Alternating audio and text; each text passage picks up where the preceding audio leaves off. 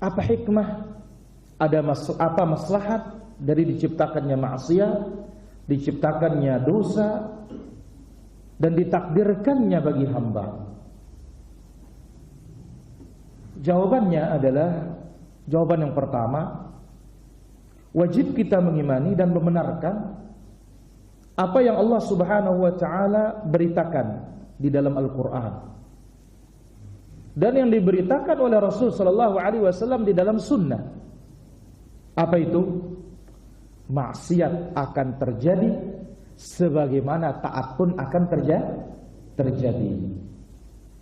Dalam surat At-Takwir ayat 29, wa ma tasyaun illa ayyasha Allahu rabbul alamin. Apa yang kalian kehendaki tidak mungkin akan terlaksana kecuali dengan kehendak Rabbul alamin tabaraka wa ta'ala. Maka perbuatan-perbuatan hamba itu ditakdirkan oleh Allah Azza wa Jalla. Hambalah yang memilih. Ingat ini para hadirin. Perbuatan-perbuatan hamba ditetapkan oleh Allah Azza wa Jalla, tapi hambalah yang memilih. Mana jalan kebaikan, dia yang mengerjakannya. Mana jalan keburukan, dia pula yang mengerjakannya. Sehingga ketika dia disiksa atas perbuatan dosanya, wa ma rabbuka bidzallamin lil 'abid, Rabbmu tidak menzalimi hamba. Kenapa? Karena sudah dikasih tahu ini jalan yang benar, ini jalan yang salah. Lantas dia pilih jalan yang salah. Siapakah yang salah? Takdir atau dia? Dia. Karena Allah berikan dia kebebasan untuk memilih.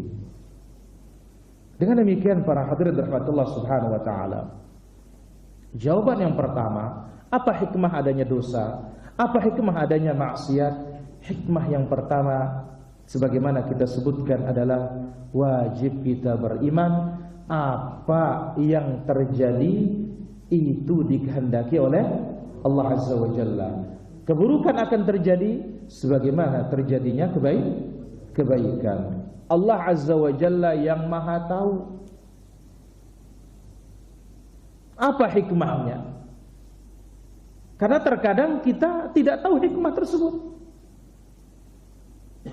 Dan ingat, dalam babul ibadah dan dalam babul ahkam, nata'abbadu bil adillati la nata'abbadu bil hikami. Kita beribadah menggunakan dalil, bukan beribadah menggunakan hikmah. Ingat ini. Maka para hadirin, ya, Allah Azza wa Jalla yang maha tahu apa yang ditakdirkan dan apa hikmahnya, karena kita terkadang tidak tahu apa hikmah tersebut. Ambil contoh, Allah sebutkan dalam surat Al-Baqarah ayat 216. Asa an takrahu syai'a wa huwa khairul lakum, wa asa an tuhibbu syai'a wa huwa syarrul lakum, wallahu ya'lamu wa antum la ta'lamun.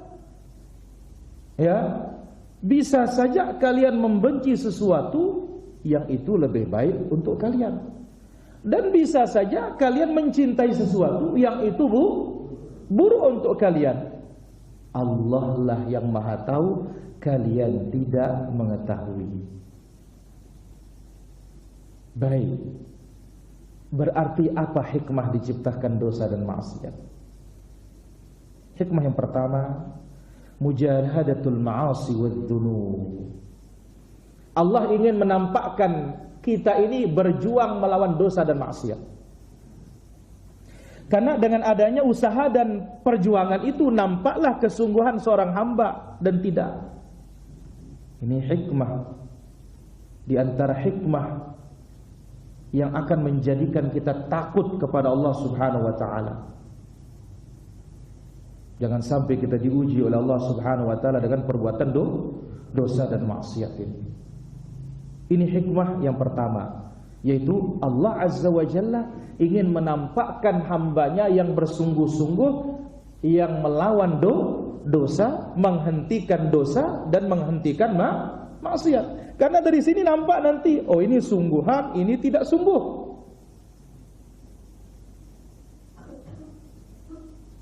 Maka Allah Subhanahu wa taala menyebutkan di dalam suratul A'raf ayat 99, fala ya'manu makrallah illal qaumul khasirun. Tidak ada yang merasa aman dari makar Allah kecuali kaum-kaum yang merugi. Dan kita tahu tadi dosa ini pasti terjadi. Itu mendorong orang untuk takut kepada Allah Azza wa Jalla. Bahkan sunnatullah mesti ada yang berdosa. Sebagaimana dalam hadis diriwayatkan oleh Imam Muslim, "Walladzi nafsi biyadihi law lam tudhnibu la dhahaballahu bikum." Demi zat yang jiwaku berada di tangannya, andai kata kalian tidak berdosa, Allah hilangkan kalian dari muka bumi. Wa jaa'a biqaumin yadhnibun. Kemudian Allah datangkan kaum yang berdosa. Fayastaghfirunallah fayaghfirullahu lahum. Mereka minta ampun kepada Allah, Allah pun mengampuni mereka. Jadi hikmah pertama, Allah ingin lihat siapa yang berjuang menghentikan dosa dan melawan dosa dan maksiat. Hikmah yang kedua,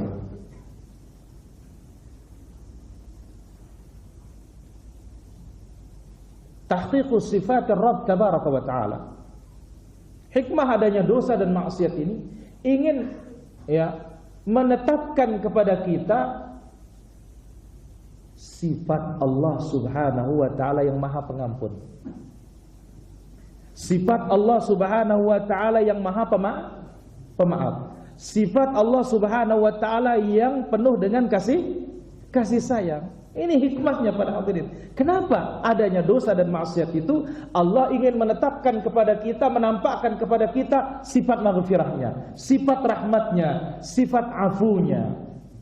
Maka itu sebabnya doa yang luar biasa yang dianjurkan kita membacanya pada Lailatul Qadar. Abu Sayyaf, apa doa Lailatul Qadar? Gantian dulu. Kah jana.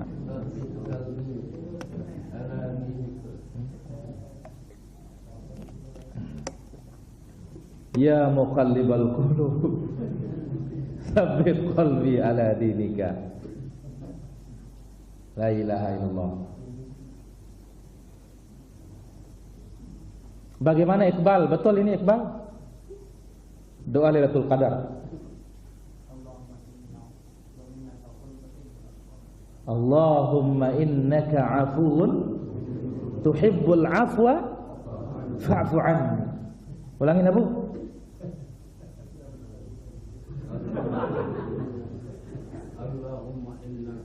Aywa afwa fa'fu anni. Tayyib. Ini hikmah dosa para hadirin. Allah ingin menampakkan dan menetapkan bagi kita dia punya sifat rahmat supaya kita kembali. Maka dalam hadis yang tadi, demi zat yang jiwaku berada di tangannya, andai kata kalian tidak berdosa, Allah hilangkan kalian dan didatangkan kaum yang berdosa, mereka minta ampun kepada Allah, Allah mengampuninya. Jadi kalau tidak ada dosa, enggak ada sifat Allah afu. Tidak ada sifat Allah ghufran.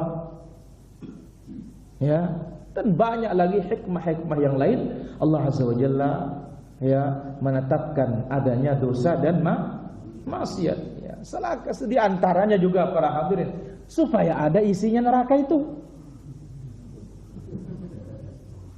Ya, di antaranya. Kenapa? Ma khalaqallahu dzalika illa bil haqq. Allah Azza wa Jalla tidak menciptakan apapun di muka bumi ini melainkan di baliknya ada hikmah. Tapi ingat, dalam babul ahkam, dalam babul ibadah, kita beribadah kepada Allah berdasarkan apa? Dalil, bukan berdasarkan hikmah. Ada hikmah, kita semakin semangat. Tidak ada hikmah, kita tetap semangat karena ada dalil. Baik. Pun yang keempat. Ya, yang keempat. Wa amma an mukaffiratiz dzunub. Adapun tentang penghapus dosa, pelebur dosa, para ulama kita sudah menjelaskan, dan yang paling bagus menjelaskan dalam bab ini Syekhul Islam rahimahullah taala. Beliau mengatakan al-mu'min idza fa'ala sayyi'atan fa inna uqubataha tandafi'u anhu bi asyrati asbab. Nah, para hadirin, ini adalah kaidah-kaidah atau garis besar yang akan menghapus dosa. Jadi amalan-amalan secara garis besar yang akan menghapus dosa, atau perkara-perkara yang secara garis besar menghapus dosa. Nah, adapun perinciannya itu nanti di kitab insyaallah taala. Baik. Jadi seorang mukmin yang berbuat dosa, hukumannya akan tertolak bi asyrati asbab, dengan 10 sebab. Nah, Abu Sayyaf, jadi yang akan bisa menghapus dosa itu 10 perkara. Pira Bu? 10. Yang pertama, an yatuba, at-taubah yang pertama, at-taubatun nasuh, taubat nasuh. Fayatubullahu alaihi, maka Allah pun menerima taubat hambanya. Fa inna at-taib min adz-dzambi kama la dzambalah. Karena kita tahu Nabi sallallahu alaihi wasallam bersabda, yang bertaubat dari suatu dosa seolah-olah dia tidak punya dosa. Tapi ingat para hadirin rahmat Allah azza wa jalla, taubatan nasuh harus memiliki syarat. Kalau segi waktu, sebagaimana disebut oleh Ibnu Rajab rahimahullah taala, ya, segi waktu, afdalu awqatit taubati huwa an yubadiral insanu bit taubati fi sihhatihi. Seutama-utama, ya, waktu untuk bertaubat bagi seseorang, segera taubat ketika sedang sehat. Jadi ndak bayu hana stroke buru na taubat, ya, atau KM kencing manis boleh, tapi tidak sehebat kita taubat waktu sehat. Kenapa? Hatta yatamakkana hina idzin minal amalus salih. Karena kalau waktu dia sehat bertaubat, ada kesempatan besar untuk mengejar ketertinggalan dari kesalahan-kesalahan itu. Ini dia maksudnya para hadirin. Adapun berkaitan dengan syarat, ya, sebagaimana telah disebutkan oleh Al-Imam Al-Hasan Al-Basri rahimahullah ta'ala, at-taubatun nasuh, taubat nasuha, nadamun bil qalb, menyesal dengan hati, wastighfarun bil lisan, istighfar dengan lisan, wa tarkun bil jawarih, tinggalkan dengan anggota badan dosa itu, wa idmarun alla ya'ud, ada tekad untuk tidak kembali, bukan ada tekad tidak kembali, afwan, bukan jangan mengerjakan lagi, bukan. Kalau mengerjakan lagi itu susah, tapi yang penting jangan ada tekad. Jadi tidak ada syarat taubat. Syarat taubat itu jangan engkau kerjakan lagi, bukan. Tapi jangan ada keinginan. Karena susah para hadirin. Karena memang sebagaimana kita sebutkan hadis itu, khata, banyak salah. Jadi bukan satu salah, tapi banyak salah. Ini yang pertama. Maka telah disebutkan juga oleh para ulama kita tentang taubat ini,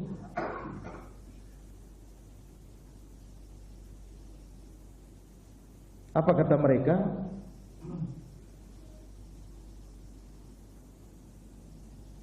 Dari Abu Bakar bin Ayyash rahimahullah, beliau berkata, la yu'taddu bi'ibadatil muflis, fa innahu idza istaghna raja'a. Ibadahnya orang yang bangkrut, artinya kapan dia kembali kepada Allah setelah dibangkrut. Yuk, kenapa dia rajin sekarang? Dia bangkrut. Ya. Nah, orang seperti ini tidak dianggap ibadahnya oleh Allah Subhanahu wa taala. Fa innahu idza istaghna raja'a. Karena apa? Dia beribadah bukan karena Allah. Nanti kalau dia kaya balik lagi tidak ibadah. Maka berarti apa? Benar-benar syarat itu penting yang empat itu. Menyesal dengan hati, istighfar dengan apa? Lisan, kemudian tinggalkan dengan anggota badan, kemudian tekad tidak kembali. Ini sangat penting. Baik. Yang kedua, au yastaghfir, yang akan menghapus dosa itu, akan menghilangkan hukuman dosa itu istighfar. Ya, istighfar. Minimal astagfirullah. Naik lagi astaghfirullah wa atubu ilaih. Naik lagi astaghfirullah alladzi la ilaha illa huwal hayyul qayyum wa atubu ilaih. Naik lagi Allahumma anta rabbi la ilaha illa anta khalaqtani wa ana 'abduka wa ana 'ala 'ahdika wa 'adika. Apa namanya? Yang terakhir nih.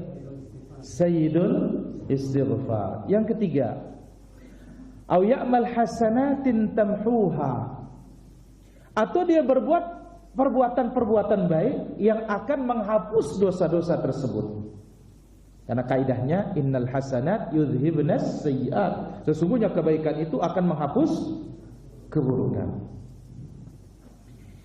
Yang keempat, au yad'u lahu ikhwanuhu al-mu'minun wa yastaghfiruna lahu hayyan wa mayyitan, atau kita didoakan oleh kawan kita, saudara kita, dan kita dimintakan ampun hidup maupun mati.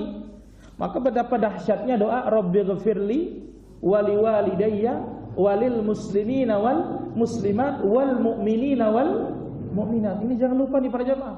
Dan Nabi SAW menyebutkan, man istaghfara lil muslimin wal muslimat, siapa memintakan kaum muslimin dan muslimat ampunan, Allah berikan dia pahala sejumlah kaum muslimin di muka bumi. Lamun semiliar, dong semiliar mau terpahala.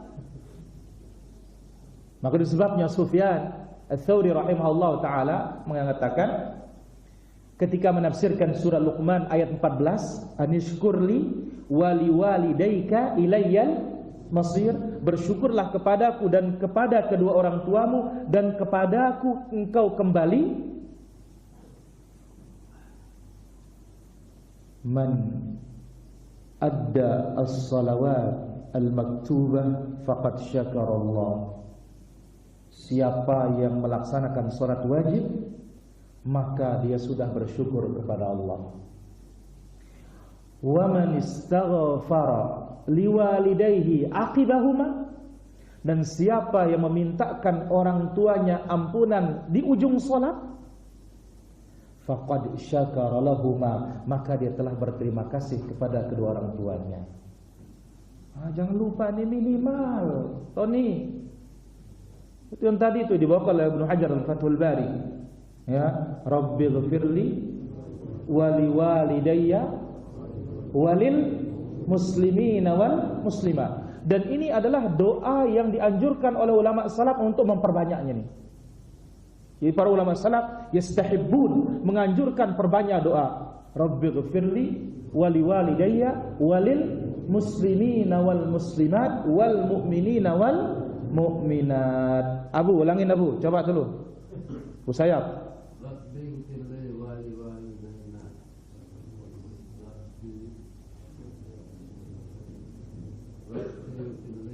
Terus. Nah ini teteh sejago kandang doang ruan ini.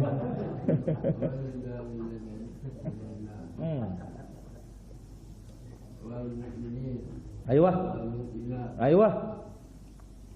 Enggak nah. Oh, mohon penjelasan. Gobang coba.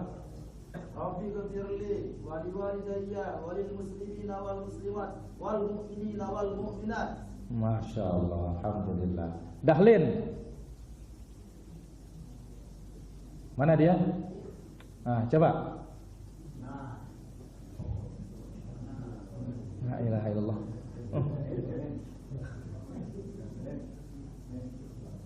Coba dulu doanya.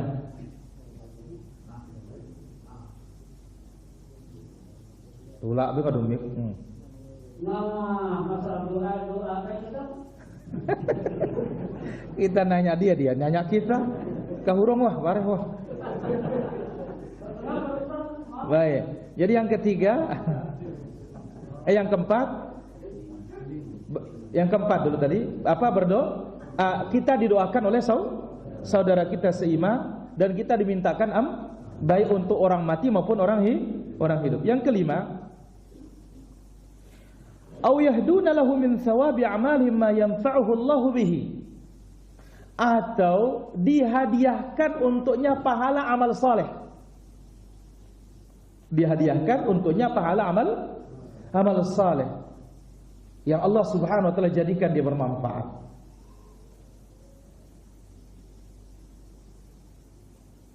Dan tentu para hadirin dirahmati Allah Azza wa Jalla, masalah ihda'us thawab, menghadiahkan pahala untuk orang mati, ini berbeda pendapat di kalangan para ulama sampai atau tidak. Maka dalil yang sahih adalah yang ada dalilnya amal saleh itu sampai. Yang tidak ada dalilnya tidak sampai, maka tidak sampai. Hadza qaulul wasat. Ini itu pendapat yang adil, yang pertengahan. Kemudian yang ke-6, au yashfa' fihi nabiyuhu sallallahu alaihi wasallam, atau Allah Azza wa Jalla memberinya syafaat. Jadi ketika Nabi sallallahu alaihi wasallam memberi dia syafaat, maka otomatis dosanya dimaafkan oleh Allah Subhanahu wa taala. Yang ke-7, ini berat ini. An yabtaliyahu Allah taala fid dunya bimasaiba tukaffar anhu. Allah Subhanahu wa taala uji dia dengan musibah di dunia. Itulah sebagai penghapus dosanya. Maka itu sebabnya Nabi sallallahu alaihi wasallam melarang kita mencaci maki yang namanya demam, panas, benengan. La tasubbul humma, kata Nabi sallallahu alaihi wasallam, jangan caci demam itu. Kenapa? Karena dia akan membersihkan dosa anak Adam sebagaimana pandai besi membersihkan karat besi. Ya, disuruh mandilah sebelum subuh berendam. Nah, itu obatnya. Kemudian yang ke-8, ini semakin berat lagi nih. An yabtaliyahu Allah taala bil fil barzah. Allah Azza wa Jalla uji dia di alam kubur. Nah, ini saberatnya. Kenapa? Kan siksa maknanya. Allah Subhanahu wa taala siksa dalam kubur sebagaimana kisah apa yang dibawa oleh Imam Al-Bukhari rahimahullah, sahabat yang punya utang 2 dinar. Setelah dibayarkan oleh Abu Qatadah, apa kata Nabi sallallahu alaihi wasallam? Al-ana baradat alaihi jildatuhu. Sekarang kulitnya baru dingin dari api neraka setelah dibayar utangnya. Ini berat. Kemudian ke-9, an yabtaliyahu Allah fi arasati yaumil qiyamah. Allah Azza wa Jalla uji dia di padang mahsyar dengan dahsyatnya padang mahsyar, ngerinya padang mahsyar. Ini bisa menghapus dosa para hadirin. Ini bisa menghapus dosa. Yang terakhir yang 10, an yarhamahullah an yarhamahu arhamur rahimin, atau Allah Subhanahu wa taala yang merahmatinya langsung. Allah Azza wa Jalla yang merahmatinya langsung. Kan tadi ada perbuatan diri sendiri, taubat, istighfar, dia berbuat amal saleh, atau perbuatan orang lain memintakannya ampunan, menghadiahkannya pahala, atau Nabi sallallahu alaihi wasallam memberinya syafaat, atau Allah uji dia pada jiwanya, pada badannya. Yang terakhir adalah arhamur rahimin, yaitu zat yang maha pengasih lagi maha penyayang. Nah, sekarang faman akhta'atu hadhil asyrah, ternyata yang 10 ini enggak ada sama sekali kita kerjakan. Ini darah jamaah kosong. Fala yalumanna illa nafsahu, jangan celah siapapun kecuali diri sendiri. Maka Nabi sallallahu alaihi wasallam bersabda, Allah Azza wa Jalla berfirman, Ya ibadi innama hiya a'malukum. Hai hamba-hambaku, itu amalan kalian sendiri. Uhsiha lakum, aku simpankan untuk diri kalian. Thumma ufikum biha. Kemudian hari kiamat aku akan berikan dan aku akan balas. Faman wajada khairan falyahmadillah. Siapa yang mendapatkan kebaikan maka pujilah Allah Azza wa Jalla. Wa man wajada ghaira dzalik fala yalumanna illa nafsahu. Dan siapa menemukan selain dari itu maka jangan pernah mencela siapapun kecuali cela siapa? Diri sendiri. Wassallallahu wasallam wa baraka ala abdika wa rasulika Muhammad wa ala alihi wa sahbihi ajma'in. Walhamdulillahi rabbil alamin. Selanjutnya kita berikan kesempatan untuk bertanya jawab. Allah taala ala wa ala. Tafadhal kalau ada pertanyaan. Kasih mic-nya.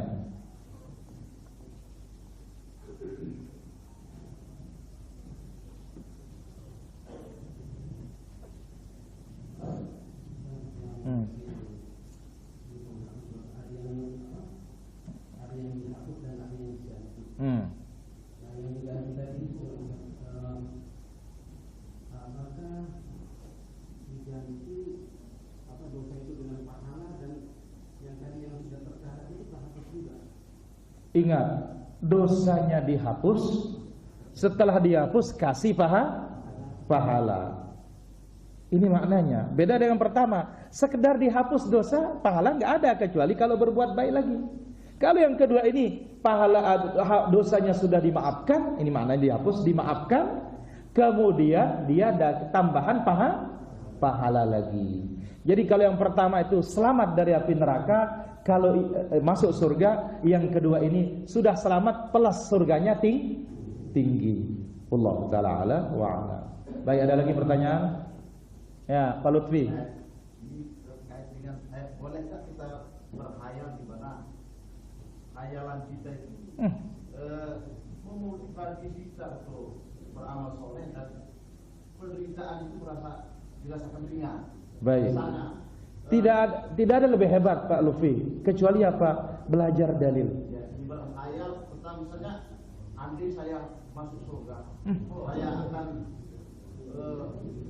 Nabi Adam terus. Ya, baik. Kita akan menjadi muda dan sebagainya. Baik. Menyebabkan kita beramal soleh yang baik. Bisa menanggung penderitaan dunia. Baik, Pak Lutfi. Allah Azza wa Jalla menyebutkan, "A'adatul ibadi as-salihin ma la 'ainun ra'at." Aku siapkan bagi hambaku yang saleh sesuatu yang tidak pernah dilihat oleh mata, tidak pernah didengar oleh telinga dan tidak bisa dibayangkan. Ini baru menghayal. Maka tidak ada motivasinya kecuali apa? Qala Allah wa qala Rasulullah sallallahu alaihi wasallam. Enggak ada doa. Allah taala ala wa ala. Ya, Dahlin.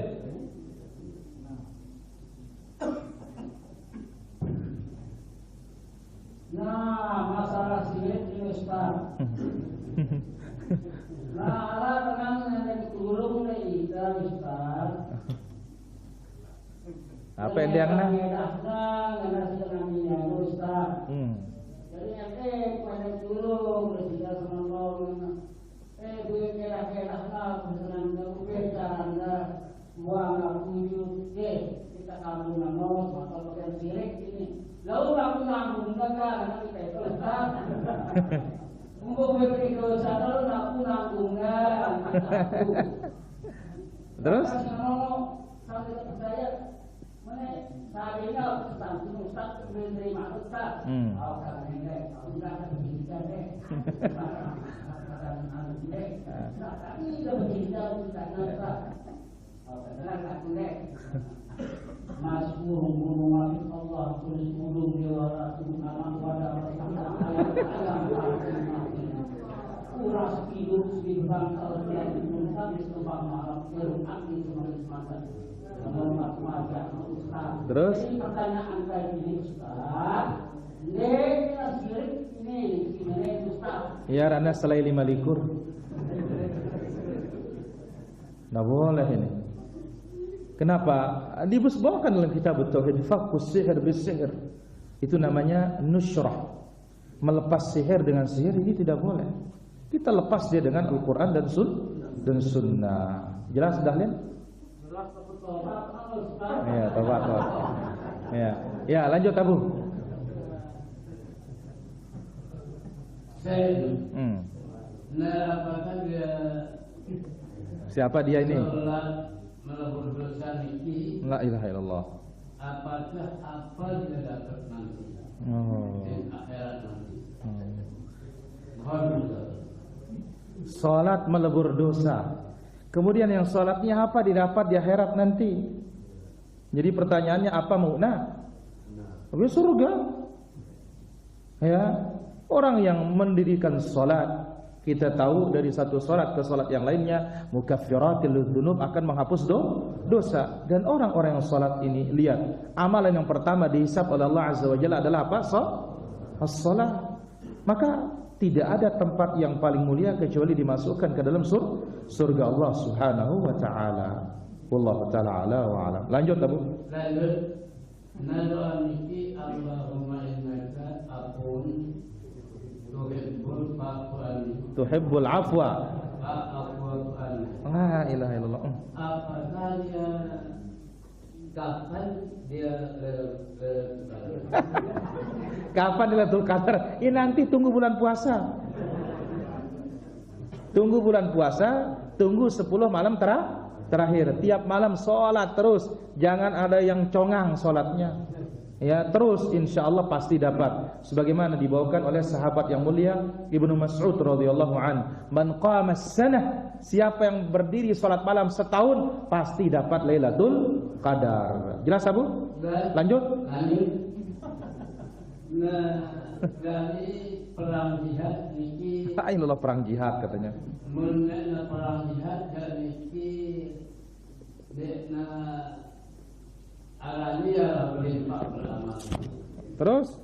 Nah, apakah yang narani perang jihad dan narani berlimpah? Nah, apakah kekurangan atau kebanyakan uangnya ini atau duitnya? Apa kenaan Abu ini? Dia pernah mendengar faedah sebenarnya ini para jamaah. Dijelaskan oleh para ulama kita.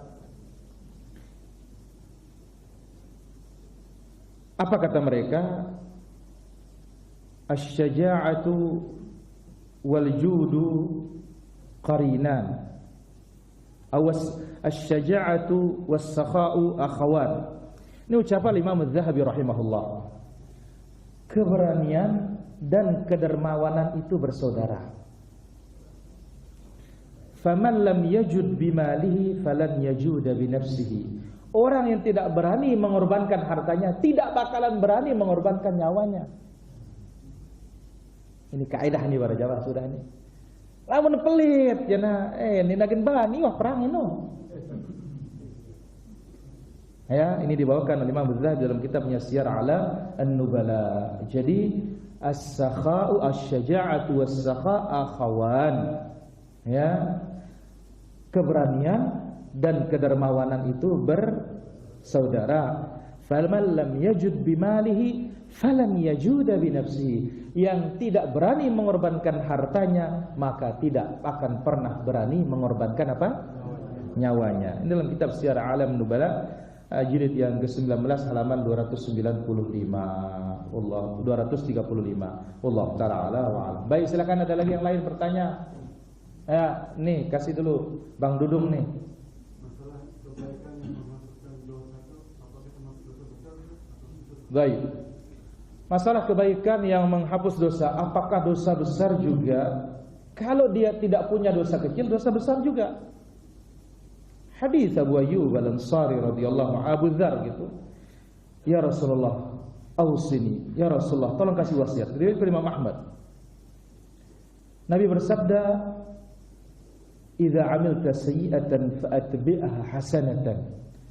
Apabila engkau berbuat buruk, iringi dengan perbuatan baik. Qal aminal hasanati la ilaha illallah. Apakah la ilaha illallah bagian dari kebaikan? Qala hiya ahsanul hasanat. La ilaha illallah itu kebaikan yang paling baik. Tidak ada yang lebih baik dari kalimat tauhid. Berarti apa? Iya. Ketika orang tidak punya dosa kecil, maka dosa besar pun akan hilang. Wallahu taala ala wa alam. Baik, ada lagi pertanyaan? Ya.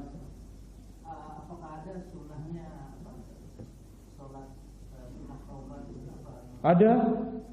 Sholat sunnah taubat itu ada sunnahnya, tapi kapan? Kalau jelas berbuat dosa. Enggak bilang jelut sunnah taubat dong. Enggak jelas apa dosanya ini. Allah Ta'ala wa'ala. Sholat 2 rakaat saja. Ya, misalkan tadi zuhur ente harap, ya, sama sohib sama kawannya bohongi tadi. Astagfirullah. Istighfar ente sudah Allahu Akbar 2 rakaat. Habis salat, ya Allah aku minta ampun aku sudah berbohong tadi sama dia. Allah Ta'ala wa'ala. Naam, sahih. Baik, ada lagi pertanyaan? Azhari, sila Azhari.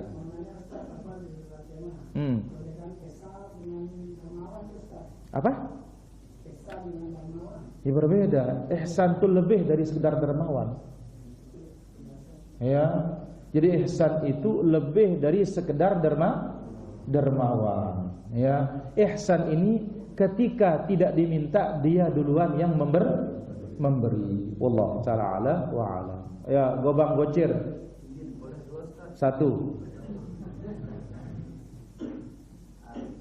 Masalah menuntut ilmu ini Ustaz, dengan rajinnya kita menuntut ilmu itu, apakah bisa menghapus dosa-dosa kita yang masa lalu Ustaz?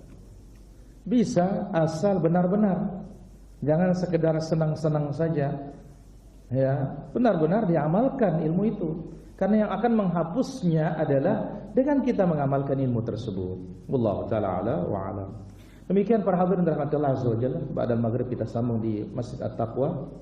Habis itu insyaallah taala. Semoga Allah azza wajalla berikan taufik. Ya, sallallahu ala nabiyina Muhammad. Subhanallahi wa bihamdik, asyhadu an la ilaha illa anta astaghfiruka wa atubu ilaik. Assalamualaikum warahmatullahi wabarakatuh.